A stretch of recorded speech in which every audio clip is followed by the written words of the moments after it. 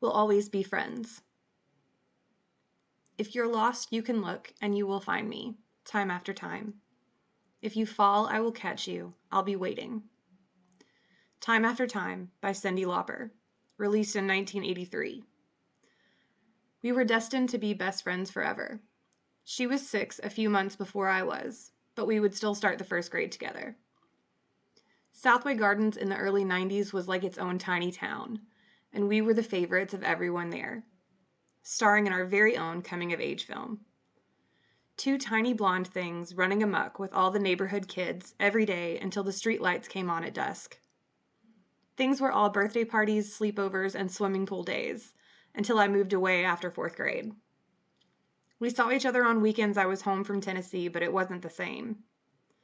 I suppose the separation started then. 2 years passed, and I returned home to start the 7th grade, reunited with my childhood bestie. Things were different now, though. We weren't in the same classes, academic or social. The perils of puberty were settling in, and parties were more about making out and less about cake. Our secrets began taking up room between us and pushing us into indifference. Watching through windows, you're wondering if I'm okay. Secrets stolen from deep inside, and the drum beats out of time. The end of 8th grade ended in another move for me, once again leaving her behind.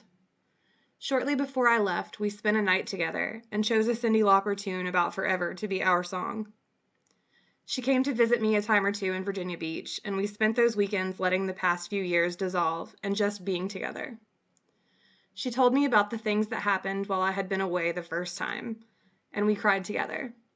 We hung out with boys on the beach and caught their clothes as they tossed them at us, running for the water's edge. It was almost like we never changed. I moved back home to finish high school with her. We tried to maintain, but our vastly different interests pulled at the seams of our already frazzled friendship. I spent more time with her cousin, and she chose friends that pleased her mother's need to be vicariously popular. Years after high school was a faded memory, we became friends on Facebook. I messaged her the other day and asked if she remembered when we chose our song. "Before you left for Virginia, I think," she typed into the chat box. We talked for a while and promised to see each other this year. I've got a suitcase of memories that I almost left behind, time after time.